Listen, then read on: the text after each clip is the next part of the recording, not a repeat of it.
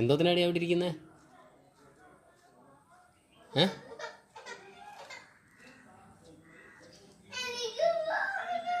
എവിടെ പോകണം?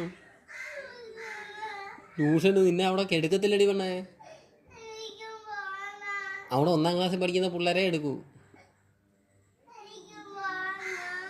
അവിടെ 1-ാം ക്ലാസ്സിൽ പഠിക്കുന്ന പിള്ളേരെ മാത്രമേ ട്യൂഷൻ എടുക്കൂ. ഇയാൾ 1-ാം ക്ലാസ്, ഇയാൾ അംഗൻവാടിയിലല്ലേ? അവിടെ 1-ാം ക്ലാസ്സിലുള്ള പിള്ളേരെ എടുക്കുമെന്ന്.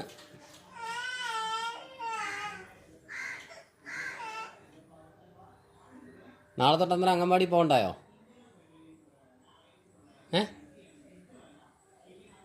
എവിടെ?